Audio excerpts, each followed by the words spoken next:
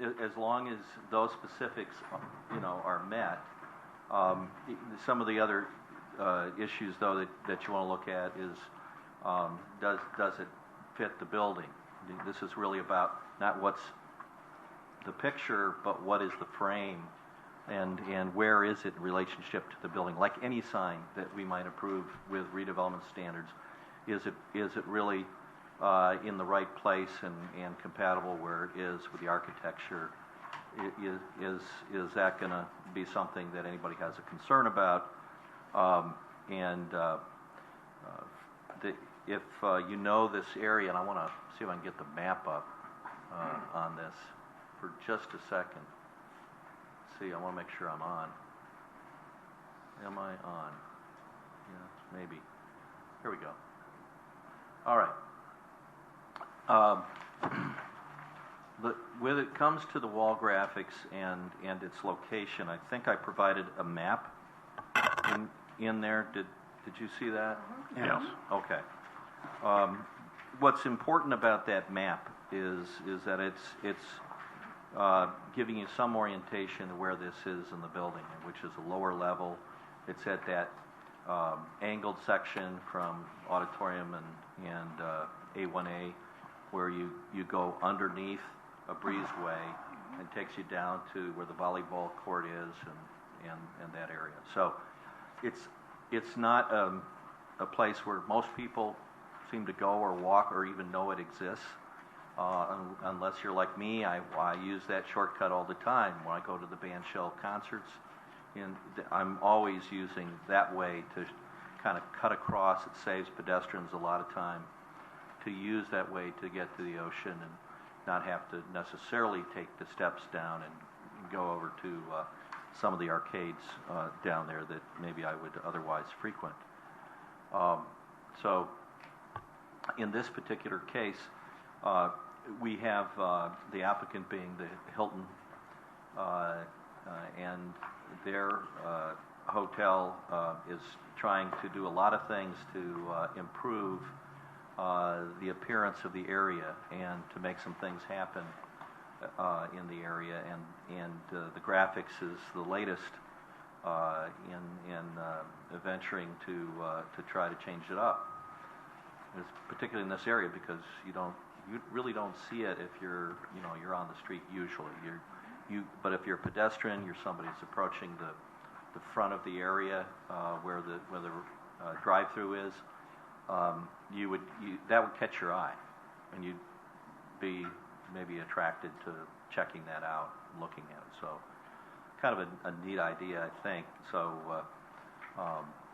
the applicant is here, and I thought rather than me kind of walk through what is happening here, that I would ask if it's okay with you to go ahead and ask that the applicant talk about the graphics that they're doing. Okay. Jim, can you please approach the podium? Now, Jim is the actual GM for the Hilton. He didn't send any other person here representing him, Good evening, everyone. Thank you very much to the board for hearing me. My name is Jim Berkeley. I'm the general manager of our Hilton Daytona Beach Oceanfront Resort and Spa, and I really appreciate you taking the time to hear me, and I'll keep it brief and simple. As you're aware, as Mr. Berger had talked about, this particular zone has been relatively dormant. The bottom half is old retail from years ago and an old food court. The upper half of that building is our spa, our fitness center, and then accesses the second floor deck. But after numerous back and forths with various realtor agents trying to get that space rented and do something different with it, we've basically buttoned it up, sealed it up, painted it very flat white, and have now always wanted to activate that space, just didn't exactly know how. With the missing homeless folks that used to populate that area and keep it in a high maintenance area, they're gone, it's now a great time to activate that space. We have talked about experimenting with some graphics, some murals on the walls in 3 different places with 3 local artists, 2 from Daytona, 1 from Ormond. and we would like to commission some experimental painting of these three spaces that are outlined, I believe, in the documents that you have, and just determine if it is something that's going to encourage some foot traffic. It doesn't matter if it's hotel guests or just pedestrians up and down A1A that might find it, hey, kind of a cool little place to take a look at, maybe do some pictures, hashtag Daytona Beach, and get it out on social media. And if it takes off as a cool little networking place for artists and folks that are interested in that, we're interested in maybe putting soft seating out there. We don't really know, but right now, on a small basis, we are asking for permission to commission these three works with the three local artists, have them do that, and see how it takes off, whether it does or not. And I'd like to ensure that I was clear, because unfortunately I didn't delete on the submission, but we would not use any sort of wording whatsoever. We would not use the Renaissance word on the picture that has the men's heads, and we would not use NASA on the astronaut. It would be deleted from the commissioned artwork, and the artists are aware of that. I thought that when on the wording, the prohibition is to advertise the hotel. I'm not sure. I don't know if we have a problem with Nassau being on there. I don't. It's just we're not allowed to have an advertisement, like it can't say Hilton, and Nassau has nothing to do with Hilton. So but correct me if I'm wrong. Our land development code, you cannot have written words. Okay, then I am wrong. And we, even if we could, we probably wouldn't. We don't want to impede on NASA or feel like That's we're fine. representing them. And we just want to see how it goes. If it becomes a little hub for getting Daytona Beach, not the Hilton, but getting Daytona Beach out onto social media, and see where it goes from here. Okay. Thank you very much. Thank you. I can answer any questions. I'm sorry. This is pretty exciting. I think I'm a big supporter of art. Would these they would be applied or painted directly on? They are hand painted. Okay, so they wouldn't be easy to like swap out and have a changing parade of exhibits or anything like that. We've had very preliminary discussions with the artist, not knowing how big or small this ultimately would be, if we did it at all. And so we did talk about turning the space over a certain period of time, but I know that there's at least a year of life on each commissioned piece, and then if we wanted to freshen it up, we could come back to the board and say, we have this new visual and we'd like to do this, or that sort of thing. But we're looking for a year of experimentation and the same images. If it takes off, great. If it just remains kind of nobody's interested, then we wouldn't pursue it any further. Because I think some people's reaction could depend on the content they perceive in the images too. So just because one image doesn't spark a lot of excitement doesn't mean a different one wouldn't. You're so exactly it's right, kind of a good concept. Beauty is in the eye of the beholder, as you Right, right, and it's not always like art. Art doesn't have to always be about beauty. Some of these pieces look pretty more like thought-provoking. Like, what is this? What's really going on here? Kind of thing. It's definitely modern art, and I'm 55 years old, and I was sitting with these 22 and 24-year-old artists, and it's definitely a different mindset, but I'm pretty enamored with their work, and I've looked at stuff that they've done outside of Daytona Beach, and it's very talented young folks. And we discussed content, and we would, nothing's controversial or anything drug-related or sexually related. All of that, it has to be very neutral, and this is what they put forth based on that commissioning of. And we want to remain very family-friendly and appropriate. Okay, any more questions? Amy? Yeah, I do have a couple questions. Will there be a label or plaque anywhere explaining the experimental nature of your exhibit, or the names of the artists, and make it sort of like a museum walk in a way? So the signage was discussed, and so we had intended to allow the artists to definitely sign their work. Beyond that, I think we want to see if it'll just organically take shape. And then if there is more of an interest in it and other people come forward, and we're seeing activity on social media, and we have a great young marketing manager in our hotel that would be commissioned to establish, is this working? Are we seeing it outside of promoting the city and the destination? If that occurs and it really comes down to we need some official plaques that denote who, then we would definitely think about doing that. But not this initial experimentation, it would just be ID'd by the artist's signature. Well, I will, I'll state that I have been looking for public art in this area to kind of balloon. I want it to explode. I want lots of it. And so I like the fact that you're willing to do this on a private building in an area that the public can access. But with that, I'm just going to throw in, I know we're not art critics here, but if your interest is in social media, people standing in front saying, take a selfie with a hashtag, Daytona Beach art, something like that, I want you to consider the content that I see. I mean, the one with the astronaut with the cracked face shield it's a little controversial, I'd say, because it almost seems a little scary. This is all personal opinion. This is not a judgment. I'm not going to rule against this because I don't think it defies anything in our land development code. The other thing, the scene with the alien abduction, if you look at those kind of things, there are some less than savory comments that go along with alien abduction at times, and if you Google it, which is what people are going to be doing, I just want to know you to know that you've considered that and done the homework as far as, like, one side of it has a scuba diver in the water looking up at fish, and then right next to that is a similar image of someone floating up into a spaceship. But if young people kind of they say what they want to say on social media, if they hit on that alien abduction scene in a negative way. That's my only caveat of this whole project, and it's totally from a personal standpoint. So now that I've said that, that's it for me.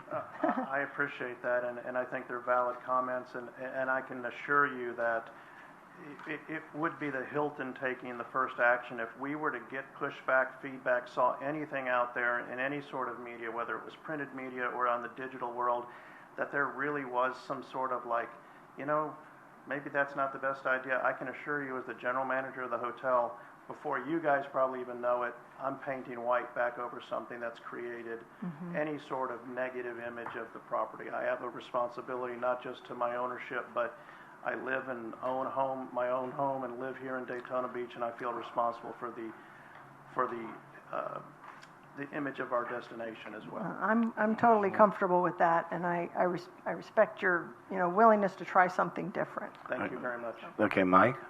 What comes to mind, if you want selfies and that sort of thing, I'm thinking of the Wings and DeLand, where people stand up in front of them, and that is a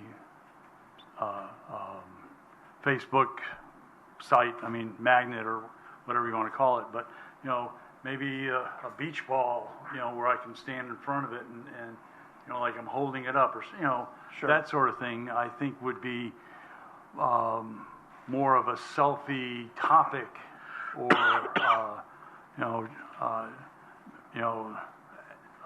the Beatles and Abbey Road, and then you leave a blank spot so somebody could their Sure, buddy no, could take a picture of them. I get that, yeah. Stuff where the visitor, if you will, wants to take a picture of himself or herself and depict it into a character, or a setting or something that personally I just can't see myself taking a selfie in front of these and posting it on Facebook, but I think if you had something a little more, I don't know, a race car. I was just about to say, I think, I probably wouldn't do a picture in front of this, but if there was this mural of, say, a a 69 Chevelle Super Sport, I'd be wanting to be in front of that. Okay, well, 68. You know, and so I think, I have a 28-year-old, a 20-year-old, and a 19-year-old, and I often, more with the 20 and 19-year-old, listen to their world, and it's definitely different. I think that by not going full blast and trying to just imagize the entire corridor and just putting a few images up just to see if there's a take, and it may migrate more towards a younger set. I really don't know, but I've got to make sure that it's successful, or we're just not going to do it all the way. We'll just go back. I think it's going to take an experiment to even see if there's some traction. Basically, that's how we see it. If there any other members want to? I have a few comments. One is I used to walk that corridor as well, take that little shortcut, and it's a wonderful space because it takes you off of the sort of busyness of A1A and up into the hotel, and it's sort of this, it takes you off the street, and it's sort of a quiet place, but it is bland. And I see this as a way of uplifting that space. I used to walk through when there was a little coffee shop under there and I would stop in and get coffee because it was there, because it just happened to be there. And I would really like to see those retail spaces kind of take hold and see some things in there. But I see the artwork less as an opportunity for a selfie as just adding some color and interest to that otherwise wonderful space. Thank you very much. Okay, Marcia? Yeah, I guess I'm more on board with what you're saying. I find it kind of edgy, kind of unusual, kind of different. And with what Jennifer said, it is thought-provoking. It isn't necessarily what would appeal to me, but that's me. So I agree with you. I like the idea of vibrant colors and something that just makes you stop for a minute and look at something. There's a few wall projects down Main Street that I know people stop and look at and take pictures that are more traditional. And we've seen recently in the last couple of months some businesses open up that have murals and things inside and art, and we have more people talking about expanding the arts. And I think we've all had this discussion that we really, really want to encourage building an art community and supporting the arts in along A1A and Main Street. So I'm really excited about this. And my question is, if you're comfortable with it after a few months, do you plan to expand it into other areas? So that is the ultimate intent, and we are looking at it exactly as a couple of you have described, as an activation of this space. And there's a lot of variables. We can go in a different direction, and we did talk about a future tense of more images and how we would mix those images up with more traditional, along with some of this thought-provoking imagery. But yes, that would be the intent. If we have a measurable positive take of doing this experiment with the three images, the intent would be to put some soft seating out there, get some plaques involved that might, easy in and out type of plaques that can identify a new image and a new a new artist. So I think we have to find out first if it's a good idea and people are interested in it, and we feel like people will be, because there is a definite network of this type of artwork out there. So that's and we're all for it. This is not being done free if it was to be approved. We are having it's about a $10,000 expenditure for the artist fees as well as the supplies, which we committed to do to activate the space. And beyond that, if we feel good about it being active, we would definitely want to come back with some additional visuals to be considered for approval. But we would not act on anything beyond this if this were to be approved tonight. Thank you. Okay, and one last comment on the southwest corner, that big long wall that has the Hilton logo on the top. That would be a perfect spot if you were to expand it. In fact, in Miami, when you're driving up, and I forgot, I guess it's Collins Avenue or whatever, when you get to what is it, the Fontainebleau Hotel? Yes. They have a beautiful mural, but I mean, that wall is much bigger than this space, but I'm just saying that other people have done it successfully, and you know, and I wish you luck with it, and now I have to open it up to public comments. Thank you very much. And we have, surprise, surprise, John Nicholson to speak to this.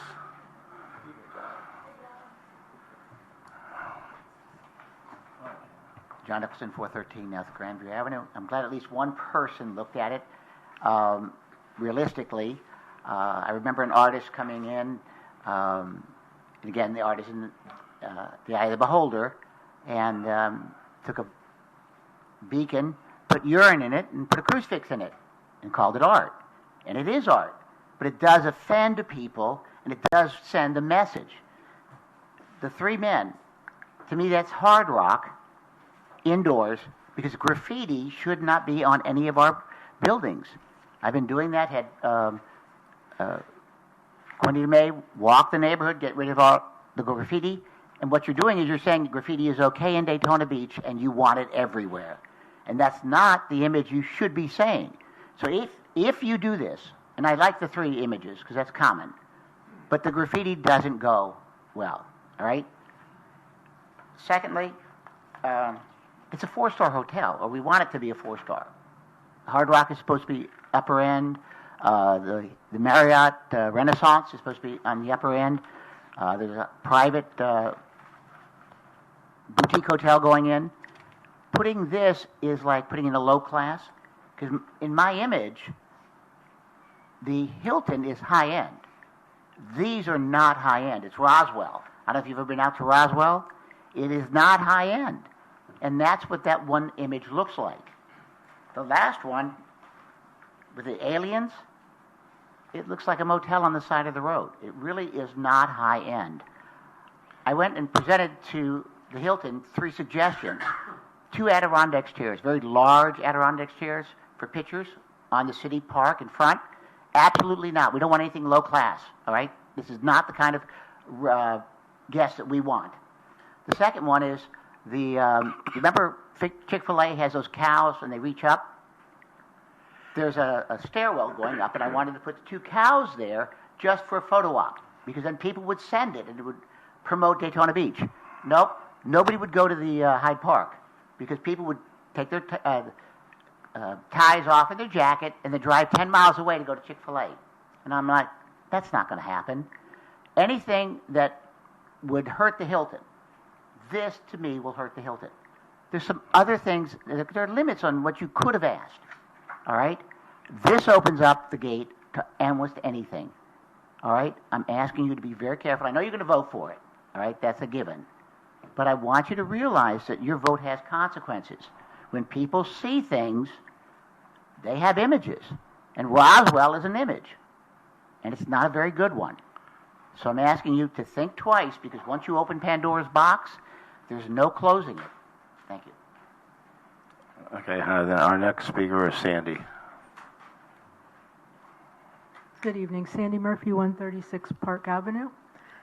First, I would like to say thank you for bringing public art to Daytona Beach. I think it's a wonderful thing, something, as Amy said, that we've been looking for a long time, and we're delighted to see it. And the idea of having something that will appeal to a younger demographic, I think, is important for our community, and making these selfie spots that aren't necessarily so described as a selfie spot, but more something interesting to share, I think is a great idea. The art itself, I think it's very attractive, and although I do share John's concern that having a piece that has graffiti built into it feels like it might be a little bit too much of an invitation for people to take it one step further. I don't think it's inviting widespread graffiti, but I wonder if that particular one might not invite being a little bit defaced. And I worry that we have 2 spaceship images on it. It feels a little bit like it belongs at the Space Coast. And what really concerns me more so is that there's nothing that brands Daytona Beach in any of those images. And I just think that it's a lost opportunity to give us better branding with that young demographic and get some images out there that do speak to Daytona Beach rather than someplace else. So I really appreciate this being brought to us. I just wish that it would focus a little bit more on our location in some way, shape, or form and not feel as if it belongs down at Cape Canaveral. Thank you. Okay. Now close the public hearing. I just want to comment on one thing. We're talking about 3 minor murals. In surface area, it probably amounts to less than 1% of the total surface area of the entire hotel. I mean, it's like, really minuscule when you talk about it. But anyways, and art, beauty is in the eyes of the beholder, and I tend to, when it deals with art, sometimes you're almost better off letting some of these artists use their imagination and come up with what they come up with, and then afterwards you're like, okay, but anyways, but that's my opinion, and I close public hearing, so it is time for a vote. Do I have a vote for approval? I make a motion. Okay. I'll make a motion to approve. Second. Okay. Motion by Amy, second by Jan. Any discussion? Now about this item? What's that? About this item? Yeah. I did want to make just one. We want more art. This is the first of hopefully many. If we were to say this is the only mural that's going to exist in Daytona Beach for the next 20 years, we might have to be a little more super picky about what it is. But what I'd like to see, this is on a private building. I think people should be allowed to paint what they want on their property. So that's at the bottom line for me. So if we want to see more Daytona-centric art or things like, super selfie spots for tourists and things like that, our city should be looking for locations that we can either contract or ask people if we can paint on the sides of buildings or public spaces that we can utilize for that. And then we can do a juried art, we can have people submit art, we can ask for certain types of art, and then we can be a little more picky about it. So I like what Jim said about he's the general manager of the Hilton. He is concerned about the Hilton and how it's perceived. So I think he's going to be even more careful than we would, in a way, about the perception and the social media exposure of those murals. So let's just let it, And you got to understand that corporate Hilton's already seen this. It's not like, right. But anyways. Right. It's Okay, just our job to see if it lines up with what our requirements are, and I think it does, as long as they take the words off. Okay, any more discussion? I just wanted to say there was some discussion about the alien abduction, and when I first saw it with the scuba diver on one side and the alien abduction, the first thing I thought of was Bruegel's Icarus. Was what? Icarus. It's a painting of everything going on in the world, and there's a man falling out of the sky. And that's the first thing that came to my mind with that, was it was sort of a modern take on Bruegel's Icarus Ascending. And so how we look, my point is how we look at things is very different and very individual. And what I like about this is, we're going to look at how the public responds to it and respond accordingly. And I like the idea of it being a rotating thing. These aren't permanent. These aren't going to be permanent murals as such. As they degrade, as paint does, they will look for replacements and new ideas, and I'm sure they'll respond to public comment on those as well. Again, they want the hotel to do well and the city to do well around it. It's kind of a win-win, but I think it's a great idea, and as far as the content, that's a very individual thing. Thank you. Thank you. Can I say something? Okay, Marcia. Yeah, I have to agree. On the content, some of it might not be my choice, but I'm older and my tastes and my perceptions are different. And when you're trying to appeal to new demographics and a wide range of people, you need to try new and different kinds of things that maybe aren't to everybody's tastes. And I'm guessing as you move forward, that people will probably make comments in the hotel of things maybe in the future that they think might look good if you try something else. So hopefully this will drive more conversation about future projects. So, you know, again, what you guys have said, art is in the eye of the beholder. Exactly. I don't see this as graffiti. It is art. It's just that's not necessarily the art that I'm used to. But I think it's a great step forward. Okay. All right, Mike? Yeah, personally, I'd like to see the bar, for this first one, I'd like to see the bar set a little higher. And I would like for us to have a discussion afterwards as to maybe we can't judge on content, but maybe that should be part of the a discussion, a recommendation that content and you know what it's about be part of what we decide and what the chain the rest of the way. I think art is great. You know, I love it. I'm 72 years old, and my idea of art is a little bit different than this. But for this first one, I'd like to see the bar set a little higher. But I really like the idea of art. But I'd like to see a higher bar. Okay. We have a motion. We have a second. Should I do a roll call vote? Well, let's just see. Okay, all in favor signify by saying aye. Aye. Aye. All opposed? Aye. Okay. It's passed. Okay. Item 5, redevelopment project updates. Reed? Thanks, Jim. Appreciate you.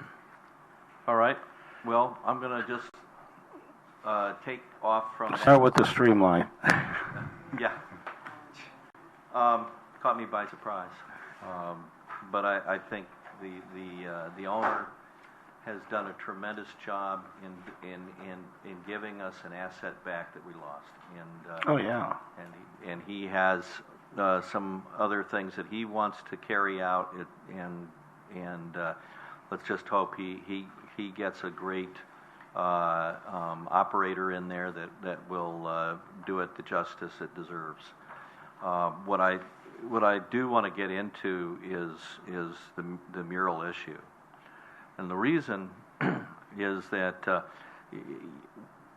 what staff is doing right now is working on the mural question and looking all over Florida and the country for all those programs to see what is the best we can bring. We're not going to be necessarily the windward walls. We're not going to be in something like that. But you know, we have to look at what are the opportunities we have. Downtown has already had several murals that are up, and yet the struggle is the way that we have it in the Land Development Code now, and the issue of content and everything else comes up. And can we have a theme? Can we be like, you know, DeLand uses some themes when they've had some of their murals. So can't we do something like that? And we're looking at that. And there's a, you know, when I say staff's looking, well, we're looking at the Land Development Code and asking, does it really belong? Murals belong in there the same way, the way it's written now. There needs to be some framework for the public and how it works, but the question has come up in the past about a public arts commission or something that would happen. There's been some efforts that didn't, you know, quite come together in the past. But what I can tell you is that there is some people that are working on it and trying to make some things happen over on the beach side, over in the downtown, and look at how the artists, okay, the people that are on the other end of this can have access and to making some things happen a little more effectively than and not necessarily coming to these redevelopment boards to get the approval. because it's pretty straightforward what the Land Development Code says. So it may be something where this needs to even happen outside of the realm. So we won't even be able to meet once a year? Well, if you meet those frameworks now, what's the next step for all of us, right? I think it's really for us to see if the artists and some of the people that want to sponsor and underwrite the art can work with us on a program and perhaps based on some of the other models that we have around us to make it happen and not get in trouble with the First Amendment. And we have a way I think we can do that, but we're at the I'd say the very early stages of having that discussion. But there is some discussion right now, particularly with the downtown. See, the problem I have is if you turn around and you say, let's just limit it to beach themes, then you're going to be seeing sharks and shells and stuff like that all throughout the. I mean, it really won't create that diversity. And it won't. It's not intended to. And the whole idea is not to necessarily control content. Okay. It's not I mean, I hear some people would like a theme. Well, I think. What kind of theme? Well, there's two ways to look at it. A lot of public art is commissioned, and that means that the artists are getting paid, and there is an idea out there. It'd be like us doing a request for proposal, and say we want to have public art on the side of the Peabody, and we want to have musicians and that kind of art right on that side on Noble Alley, and it's a blank wall. You see it every day, and it would maybe be a perfect place for that. And so if you do that and there's money attached to it, then you're going to have maybe a competition or submittals by a group of artists, and you get to select if you're financing that, whether you're the public or someone else. You have to be careful. It can't be about content, but there can be an intermediary group that's a public arts commission, or it may be detached entirely from the city and be some not-for-profit group. So those are structures that might be created out of this whole discussion, and it'll have to somehow get vetted back up through the city. We need to know what's going to happen, if there's going to be a text amendment to that part of the code. How do we get involved? But I think right now we're kind of over-regulating it. You have to come here to get that approval. And as good as we all are, right, and what we think is art or whatever, this is only about size, location, and like any sign, it's just about, does it fit right on the building? Is it somewhere where it makes some sense in that overall design? And beyond that, I think, I'll just stop there because I just want you to know that there is discussion going on right now about it. Any text amendment would have to come before this board, right? No.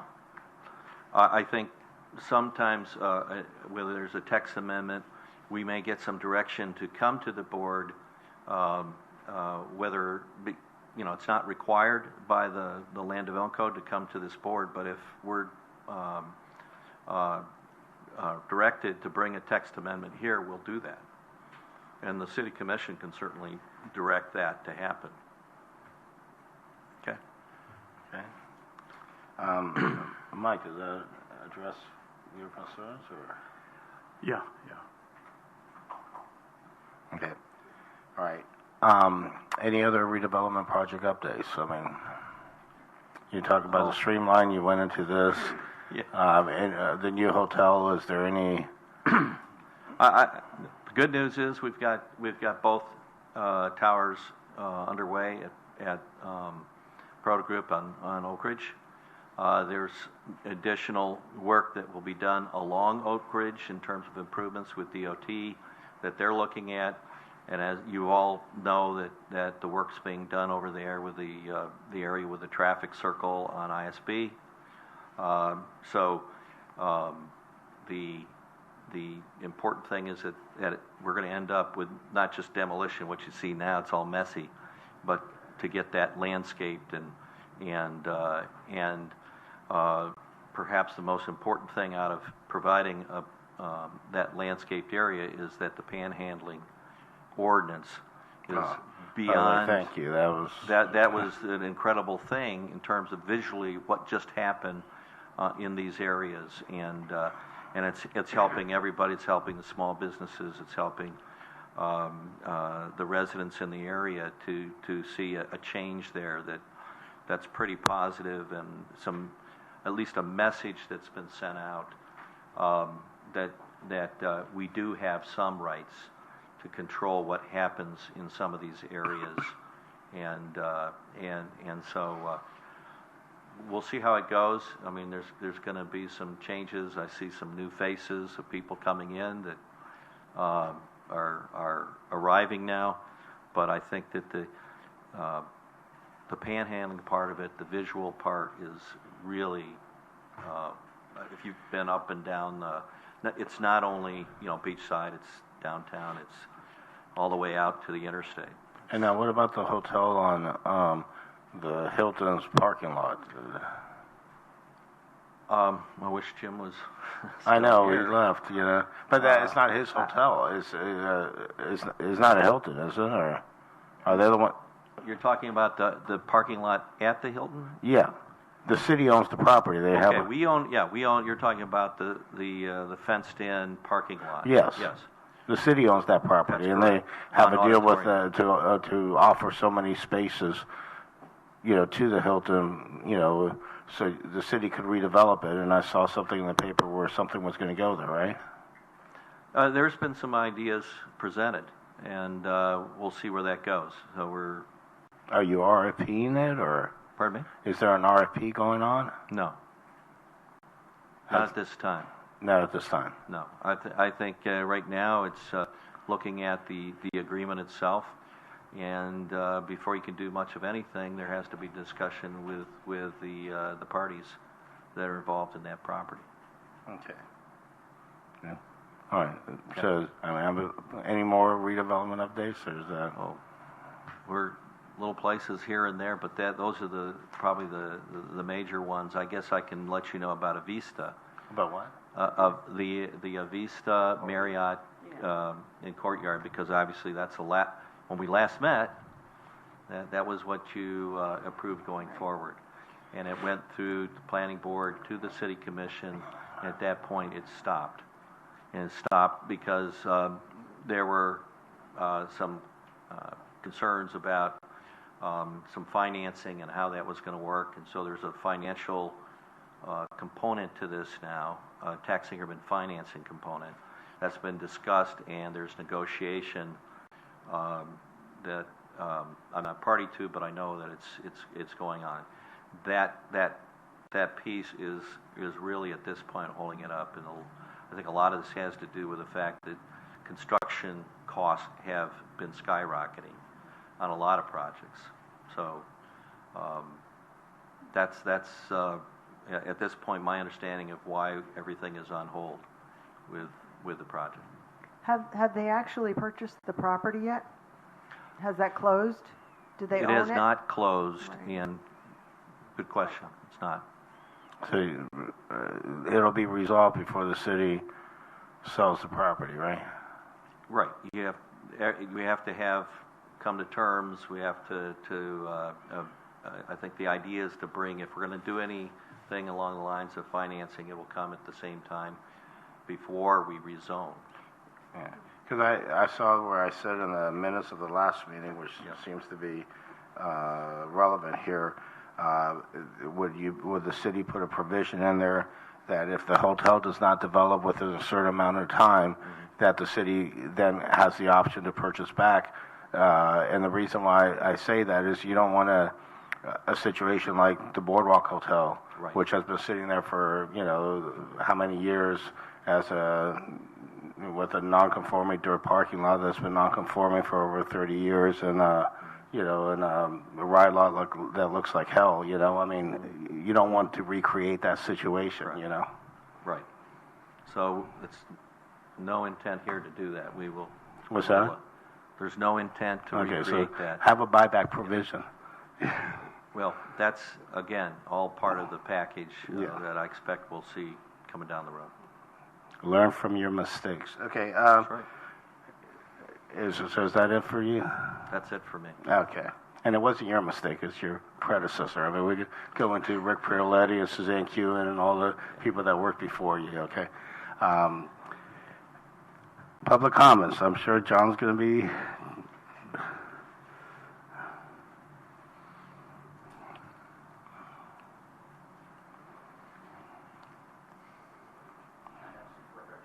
Well, I can't.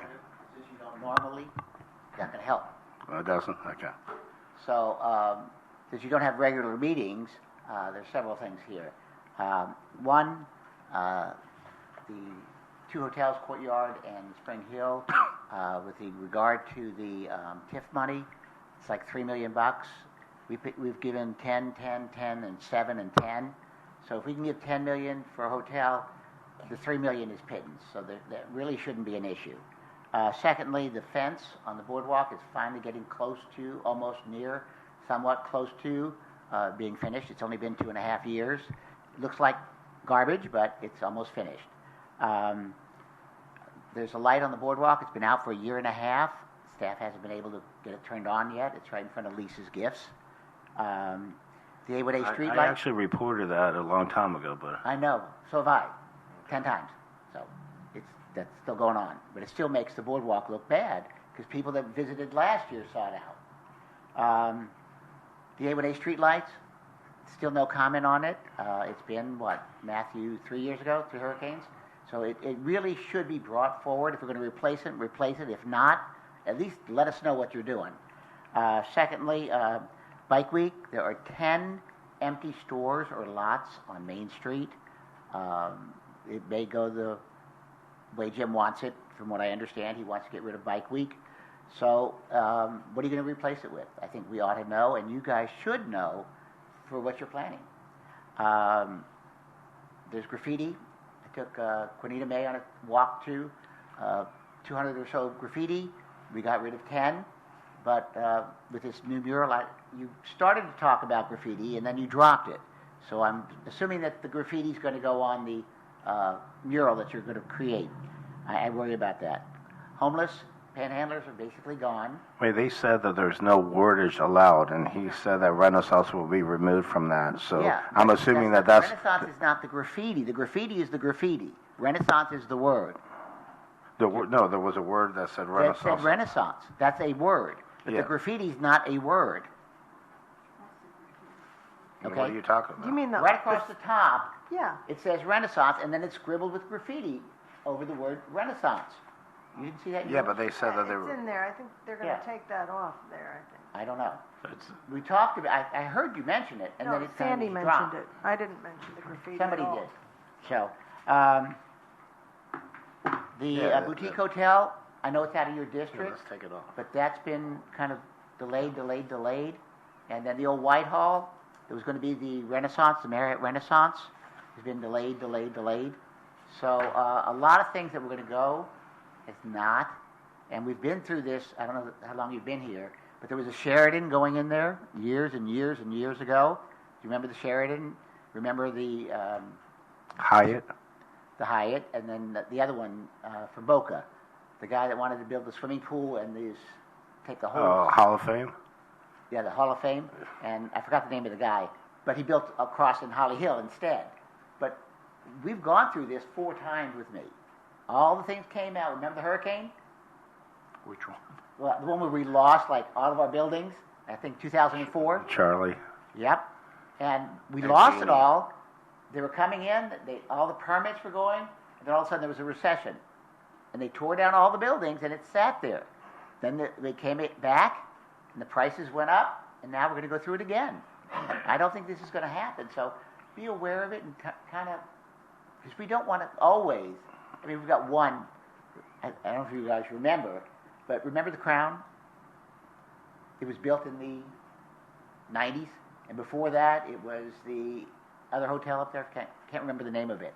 So we had a hotel, or condominium built in the 60s, one built in the 70s, one in the 80s, one in the 90s, one in the 2000s, now the Russians. Remember, all of this is going on, and the Russians are the only one building. All the others have been stalled. That's why I'm saying for $3 million, if that's the figure that I'm hearing, give it to them. Don't worry about it. We have to start moving. And whatever Hennessy wants, I know you don't want to be carte blanche like we did with the Speedway, but it does take money to make money, and you have to get things moving. And I understand what you're saying. You know, it's graffiti is not graffiti, it's the eyes of the beholder, but it sets a pattern, and our pattern should be to build, and build as much as we can, because everything is being built west of 95. There really isn't anything coming on the beach side. And Wheeler at the county council is griping that the money that's coming in, that half penny sales tax, that the tourists are going to pay like 35% of it, not a penny's coming to the beach side. From all that money we're raising, $20 million, and basically the beach side gets nothing. All right? The county came out with its water plans. Not a dime comes to Daytona Beach. That's $10 million a year that's not coming to our water supplies, our sewers and whatnot. So be aware of what's going on and be careful. All right? Thank you. Thank you. Any other comments? No. Okay, any board member comments? You'll start with James. I had something to say. I can't remember what it was. Talked for too long. Amy? Yeah, the issue of parking. I mean, Dino brought up the lot by the Hilton's lot, and the lot by the Joyland there. Has there been any movement on creating some sort of a parking structure or cohesive parking plan for this area? Because until then, we're kind of stuck with all these grass lots that pop up, all these. It's very, very random and mishmash. Right now, you see the worst of it. I mean, you can't really compare Bike Week to anything else. But I can't imagine being a tourist and coming into this town when it's busy and trying to find a space. It's got to be, I mean, mind-numbing.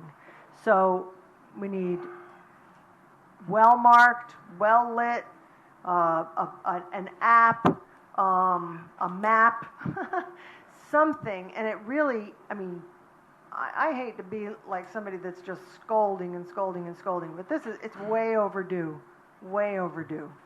And the Hilton, we should be able to say, all right, Hilton, you have X amount of spots in our structure while we renovate this property, but we don't have a structure or anything to offer them. So I just wonder, this is just the first of a couple questions, but do you know of any movement on what the Beachside Redevelopment Committee had seen as a very important thing for this area, and I've seen nothing about it, is a parking plan or a parking authority?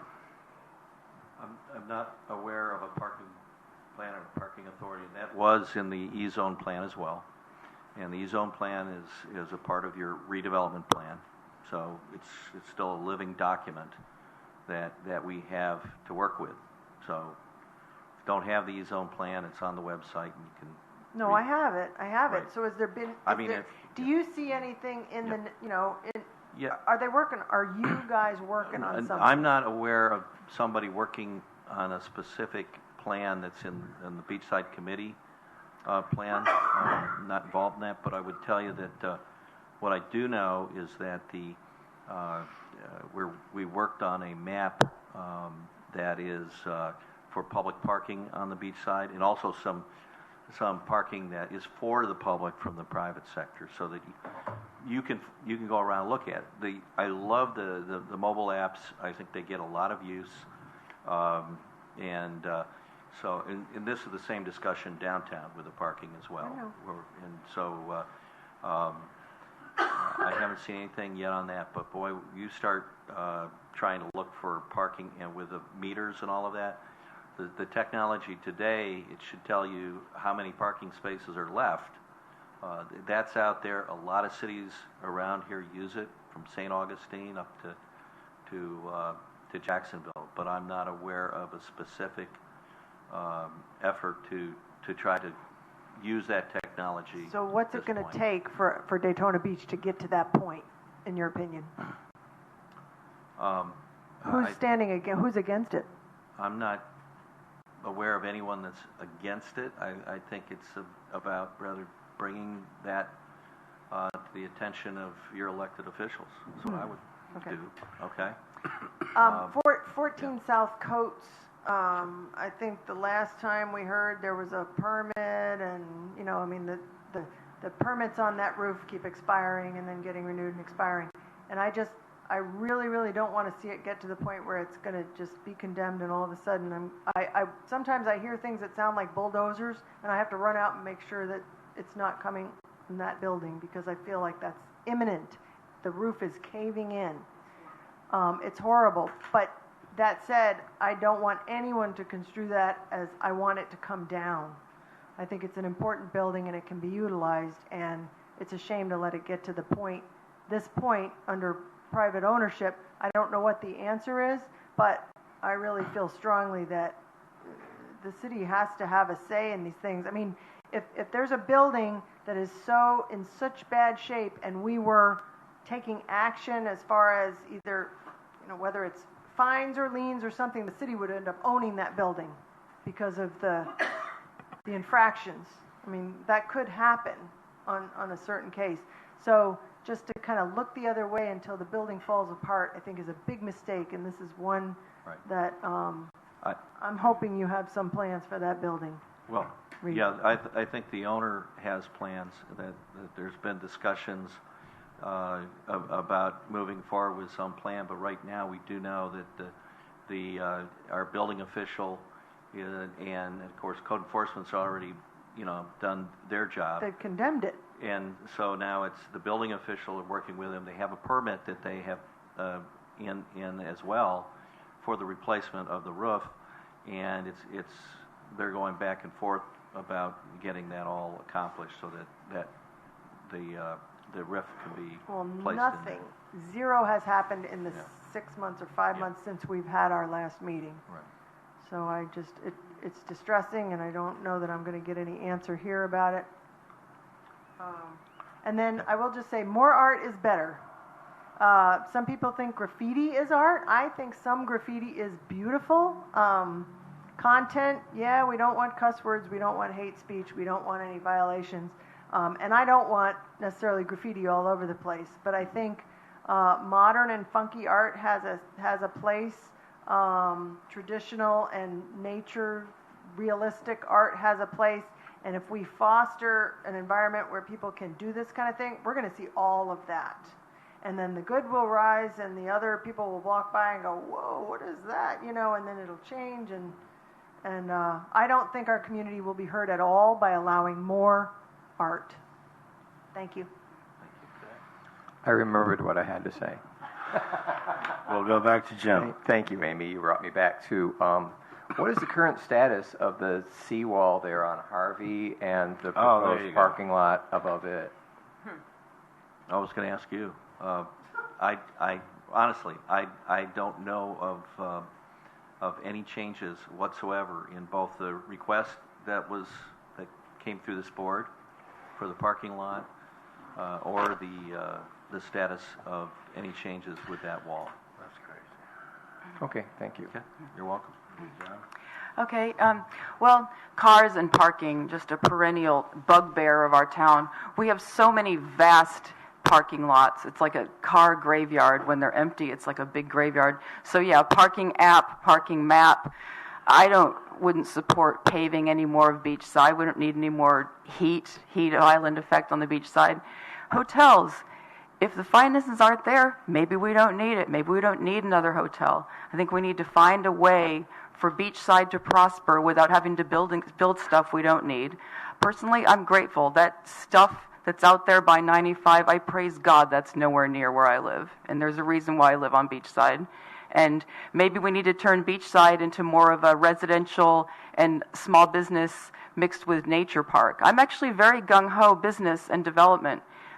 Humans and their businesses can be very prosperous side by side with nature. I've just been to Key West, prime example, tiny real estate. People have to we had to pay $30 to park in one place. You decide you're going to either walk, you're going to take a pedicab, you're going to take an Uber. there's many, many things to do. And the more kind of like dense local development that we get, people will leave their cars and they'll Uber, they'll walk, they'll take pedicabs. It'll be good for our pedicabbers. Very exciting development on Main Street, this Palette Pub, and I really applaud Reed and the redevelopment department for everything you all did to help them. They really worked hard, really super determined people. They're stacking functions. They got multiple business things in there, so it's not failure prone. They've got an e-bike rental. They've got paint. It's called paint parties. It's cute, and a pub. And that's the kind of thing we need more of. It's ingenuity, it's creativity. They didn't need tax abatements or all kinds of nonsense. They wanted to be there, and they're anchoring that end of Main Street. Main Street Station at the other end, Phaedra Lee and company, what a fabulous asset to our community. The more of that, it's human creativity. And the thing about human creativity is all it needs is for us to get out of its way and kind of sort of gently regulate and guide it. It doesn't need to be hyper-regulated. I'm happy to see the trend about the murals on Seabreeze, now this tonight at the Hilton. It's going to be very interesting. I want to comment, I've been in the news lately, a lot of cities are getting sustainability departments and sustainability officers. Orlando has a chief sustainability officer, and so do many other places.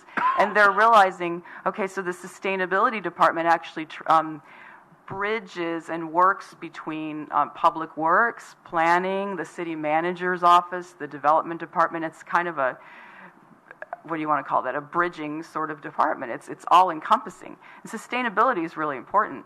I'm going to read a quote from some sustainability officers in Orlando.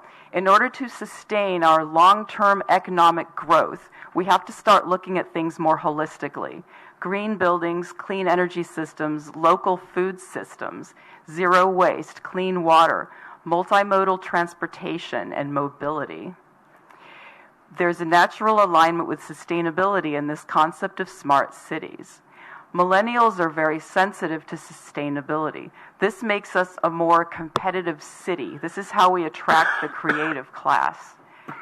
So, I think nature, urban farming, and with the emphasis on urban, we can be very, very urban, very, very dense, and have much more nature. And I'll close with a comment about nature and landscaping. I saw a neighbor today. There are these really beautiful Florida native wildflowers on her lawn. It's with a spiderwort, which is one recognized by the Florida Native Plant Society as a good thing to grow. They were digging them up. And I said, hey, what are you guys doing? And they said, well, the city has written us notes that they're going to fine us and come and mow our lawn and charge us money if the weeds get too tall. They've told us that in the past. We've gotten letters in the past. And I said, well, I'll look into it because those are a recognized wildflower. But I have to say, many fellow residents are in the same boat. A lot of us have wildflower yards, and we are constantly worried that the lawn police are going to come fine us and harass us. And we need to find a way to incorporate people who want a more naturalistic landscape and recognize that we're actually doing good things. We're reducing the burden on the stormwater system. We're keeping pollutants from being washed off, providing habitat for bees. We're providing beauty. And again, what is attractive to people coming to a place? The character of a place. And part of the character of a place is our unique vegetation. So, and I salute the businesses that are making beautiful landscaping that's unique to our place. And I think that's all for the moment. Thank you. All right, Mike? No, I've got nothing. Okay, Marcia? Jennifer said a few things that I kind of had in mind. What I've been really excited about is the two pubs that opened on Main Street. I've been to the Palette Pub and met the owners, and I find that like a really, really interesting venture. And I agree with you because of the variety of things they're offering. And then the old Lucky Rooster was taken over by a new owner, and they are very committed to being full-time, year-round, all day, from early morning till evening, open for food and everything else, and really run well. So that's Peanut and George's, and they're both almost across the street from each other, but I think they'll complement each other. So that's like the first block of Main Street, which is great progress. My concern is the midway, kind of past Dirty Harry's, it just bogs down. And I agree, there's a bunch of empty buildings down there. My understanding is a few may be under contract, but nobody seems to know kind of where that's going. So, that's my concern but the positive thing is we have things coming in with people committed to year-round businesses, and hopefully it will creep further down the street. Excuse me. With all of the arts things, we've had a lot of discussion. My concern is I would like to see redevelopment funds or some of the Bike Week funds, because we get a lot of Bike Week funds, but it seems to go all over the city, and we don't see much that comes back to Main Street and to this area. I'm just putting that out there. And I would like to see maybe more of that coming back in as incentive or subsidy programs to encourage some of these art ideas, and to use some of our artists that are around the community, and see what we can do to enhance some of the buildings, even the ones that are a little shaky, and encourage some of our owners to try some new ideas. So that's just my comments. Thank you. Okay. And I just want to make a couple comments. A couple months ago, I went to Panama City, and, for some reason, I always thought, I didn't know what to expect. I went there, my son's girlfriend had a weightlifting meet or whatever, and which, by the way, there was a freshman there that bench pressed 360 pounds, which that was, a lady. I got a picture with her, selfie, with permission, but it totally. That was the craziest thing at 360 pounds. But anyways, okay, back to the Panama City. It was not impressive. Okay, now they've had some hurricane damage and what have you. But the only thing that I saw was a place that they called Pier Park, which is, I guess a redevelopment effort, and it goes back to where I think Main Street should be, which is plenty of parking, the Margaritavilles of the world and everything going up and down, being anchors and down that street. That would turn Main Street into a year-round place, So if you want to just take an idea from Panama City, that's something that I saw. But other than that, I love our city much more, The other thing is an idea that I had brought up to this board 5 years ago, which we should one day talk about, which is that, what's it called, parking, fees in lieu of parking? What is that called? Well, yeah, this is the concept, and it's in our E-zone plan as well. Yeah, but it's been in the E-zone plan for how long? Yeah, okay, a that's long time. 5 years ago, I remember talking about this. That's right. And it's just for the board's benefit. What happened is this: the slingshot came before this board, and and this board passed it. Okay, but with no parking.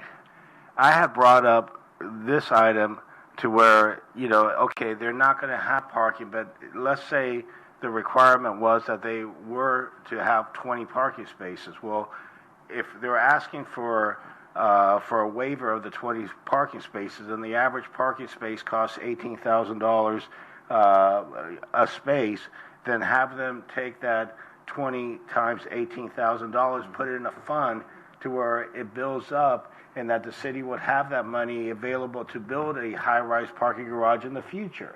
It is a very good idea. It has been part of the E-zone for over 5 years and never been acted upon. When it was brought up, when the slingshot people came before here, well, it's not part of our plan, so therefore we cannot make it a requirement. Okay, well, I'm telling you, before other things become part of our plan, maybe we should have a discussion and start working our way towards making this a viable option. Where people might want to be able to build, without parking, but they are helping finance a future parking lot by doing so. So is there any way that we can move forward with something like this? It's getting above my pay grade on that one. I have to tell you that again. But it's a good idea, right? It's a great idea. And other cities have done this. Or finance a trolley. What? Finance a trolley. Shuttle. Finance a shuttle. Yeah. This shuttle of like. Well, you know, a lot of redevelopment areas you'll see they're exempt from impact fees, and something like this takes its place. Here, a lot of times a developer comes in, they're paying the impact fees, which are across the board, right? They don't stay here. They're going to be where roads are needed or where a park is needed somewhere. So it doesn't necessarily mean it's going to come back to you. This one is about keeping it right here, keeping the a bank, if you will, of money that's for a very specific purpose.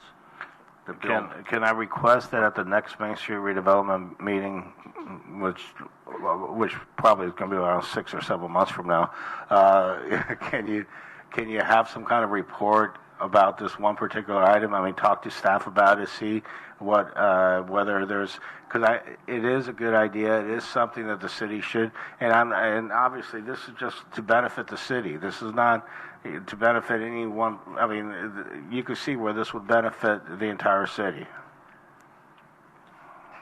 Kind of as a follow-up, what power or recommendations or does this board have? I mean, do we just look at one little thing and say yay or nay, or do we,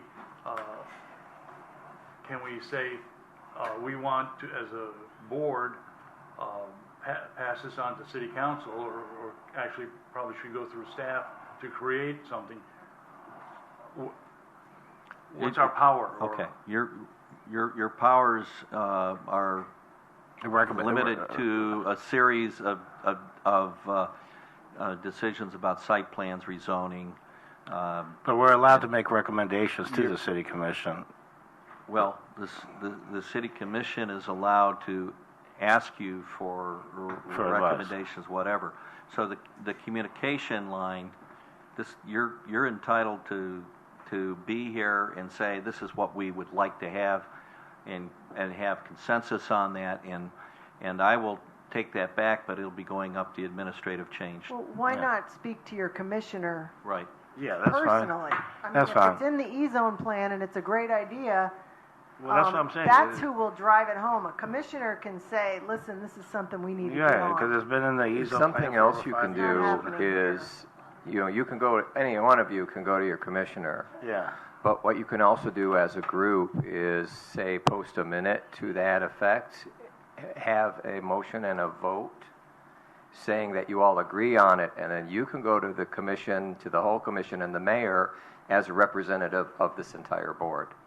You see what I'm saying? You can't do that just as chair without everybody else's approval. Oh, I understand that now. But get I the would approval never of do that everyone like to that, go yeah. and make this recommendation, and you can make it on behalf of the entire board.